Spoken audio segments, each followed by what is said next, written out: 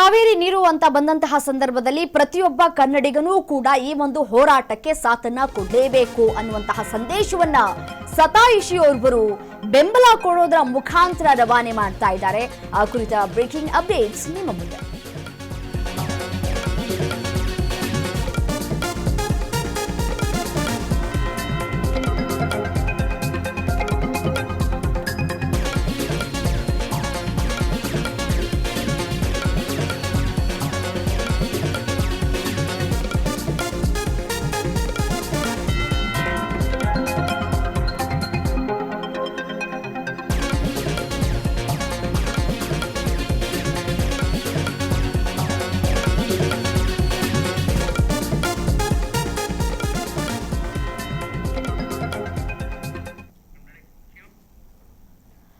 ಮಂಡ್ಯದಲ್ಲಿ ಕಾವೇರಿ ಹೋರಾಟಕ್ಕೆ ಶತಾಯುಷಿಯೋರ್ವರು ಬೆಂಬಲವನ್ನ ವ್ಯಕ್ತಪಡಿಸಿದ್ದಾರೆ. ದೃಶ್ಯದಲ್ಲಿ ಗಮನಿಸ್ತಾ ಇದ್ದೀರಿ ನೋಡಿ. ಪ್ರತಿಭಟನೆಯಲ್ಲಿ ಭಾಗಿಯಾಗಿದ್ದಾರೆ 104 ವರ್ಷದ ವೃದ್ಧೆ. ತುಮಕೂರಿನ ತಿಮ್ಮಲಾಪುರದ ಶಿವಮ್ಮ ಅವರು ಭಾಗಿಯಾಗಿದ್ದಾರೆ. ಮಗನೊಂದಿಗೆ ಮಂಡ್ಯಕ್ಕೆ ಆಗಮಿಸಿ ಪ್ರೊಟೆಸ್ಟ್ನಲ್ಲಿ ಭಾಗಿಯಾಗಿದ್ದಾರೆ. ಮಂಡ್ಯದ ಸಂಜಯ್ ವೃತ್ತದಲ್ಲಿ ಪ್ರತಿಭಟನೆ ಸಾಗ್ತಾ ಇದೆ. ಪ್ರಾಣ ಹೋದ್ರೂ ಸರಿಯೇ ನೀರನ್ನ ನಾವು ಬಿಡೋದಿಲ್ಲ ಅಂತ ಹೇಳಿ ಅಜ್ಜಿ ಶಪಥವನ್ನ ಮಾಡ್ತಾ ಇದ್ದಾರೆ. ಕುಡಿಯೋದಕ್ಕೆ ನೀರಿಲ್ಲ, ಅವ್ರಿಗೆ ಎಲ್ಲಿಂದ ತಂದು ಕೊಡೋದು, ಎಲ್ಲಿಂದ ಅವರಿಗೆ ಹರಿಬಿಡೋದು ನೀರನ್ನ ಅಂತ ಪ್ರಶ್ನೆ ಮಾಡ್ತಾ ಇದ್ದಾರೆ. ಯುವಕರು ಎಲ್ಲರೂ ಹೋರಾಟದಲ್ಲಿ ಭಾಗಿಯಾಗಬೇಕು ಅಂತ ಹೇಳಿ ಕರೆ ಕೊಡ್ತಾ ಇದ್ದಾರೆ. ಪ್ರತಿಭಟನೆಯಲ್ಲಿ ಭಾಗಿಯಾಗಿದ್ದಾರೆ ವೃದ್ಧೆ ಶಿವಮ್ಮ. ಈ ಮುಖಾಂತರ ಯುವಕ ಯುವತಿಯರು ನೀವು ಈ ಒಂದು ಪ್ರೊಟೆಸ್ಟ್ನಲ್ಲಿ ಭಾಗಿಯಾಗಬೇಕು. ನಮ್ದೇನೋ ವಯಸ್ಸಾಗೋಯ್ತು, ಮುಗಿದು ಹೋಯ್ತು ಎಲ್ಲವೂ ಕೂಡ. ಆದರೆ ಮುಂದಿನ ಪೀಳಿಗೆ ನೀವುಗಳು ಈ ಒಂದು ಪ್ರತಿಭಟನೆಯಲ್ಲಿ ಭಾಗಿಯಾಗಬೇಕು. ನೀರು ನಮಗೆ ಎಷ್ಟು ಮುಖ್ಯ, ಅದರಲ್ಲೂ ಕುಡಿಯುವ ನೀರು ನಮಗೆ ಎಷ್ಟು ಮುಖ್ಯ ಅನ್ನುವಂತಹ ಸಂದೇಶವನ್ನ ರವಾನೆ ಮಾಡ್ತಾ ಇದ್ದಾರೆ ಶಿವಮ್ಮ ಅವರು. ನೋಡಿ, 104 ವರ್ಷ ವಯಸ್ಸು. ಈ ಕನ್ನಡ ನಾಡು ಜಲ ಈ ಭಾಷೆ ಅಂತ ಬಂದಂತಹ ಸಂದರ್ಭದಲ್ಲಿ ಪ್ರತಿಯೊಬ್ಬ ಕನ್ನಡಿಗನಿಗೂ ಕೂಡ ನೀರಿನ ಮಹತ್ವ ಮತ್ತು ನಮ್ಮ ಭಾಷೆಯ ಮಹತ್ವ ಏನು ಅನ್ನೋದು ಪ್ರತಿಯೊಬ್ಬ ಕನ್ನಡಿಗನಿಗೂ ಕೂಡ ಗೊತ್ತಿದೆ.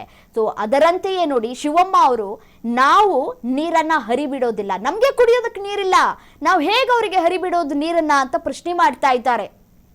104 ವರ್ಷ ಅನ್ನೋದನ್ನು ಕೂಡ ತಲೆಯಲ್ಲಿಟ್ಕೊಂಡಿಲ್ಲ. ನನಗೆ ವಯಸ್ಸಾಗಿರಬಹುದಷ್ಟೇ, ನನ್ನಲ್ಲಿ ಇರುವಂತಹ ಒಂದು ಹುಮ್ಮಸ್ಸು ಕಡಿಮೆ ಆಗಿಲ್ಲ ಅಂತ ಹೇಳಿ ಯೂತ್ಸ್ ನಾಚ್ಕೊಳ್ಬೇಕು, ಅಷ್ಟರ ಮಟ್ಟಿಗೆ ಈ ಒಂದು ಪ್ರೊಟೆಸ್ಟ್ನಲ್ಲಿ ಭಾಗಿಯಾಗಿದ್ದಾರೆ. ಮಂಡ್ಯ ಭಾಗದವರಂತೂ ಅಲ್ವೇ ಅಲ್ಲ, ತುಮಕೂರಿನಿಂದ ಬಂದಿದ್ದಾರೆ ಅವರು ಪ್ರತಿಭಟನೆಯಲ್ಲಿ ಭಾಗಿಯಾಗೋದಕ್ಕೆ.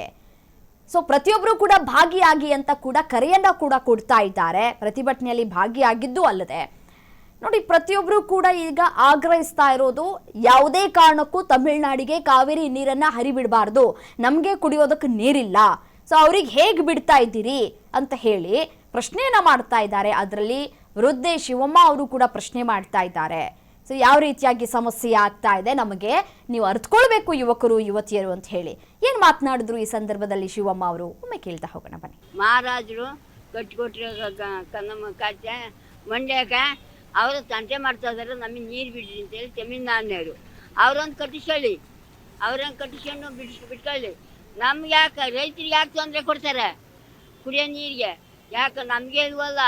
ರೈತರು ಕೊಂಡೊಂದು ನೀರು ಸುರಿಸ್ತಾ ಇದ್ದಾವೆ, ಗೋಗಳು ಸಾಕೋಕ್ಕೆ ಶಕ್ತಿ ಇಲ್ಲ, ನೀರಿಲ್ಲ, ಮಳೆ ಇಲ್ಲ, ಬೆಳೆ ಇಲ್ಲ, ಯಾತ್ರ ಜೀವನ ಮಾಡ್ತವೆ. ಈ ಥರ ಮಾಡ್ತಾ ಇದಾರಲ್ಲ ತಮಿಳ್ನಾಡವರು. ಯಾಕೆ ಕಷ್ಟ ಕೊಡ್ತಾರೆ ನಮಗೆ? ಯಾಕೆ ಈ ಥರ ತೊಂದರೆ ಕೊಡ್ತಾರೆ? ಇಲ್ಲ, ಕಾವೇರಿ ನೀರಂದ್ರೆ ಅಲ್ಲಿ ಹರಿತೈತಾ? ನಮ್ಮ ರಾಜ್ಯದಾಗ ಹರಿತಾವಳೆ.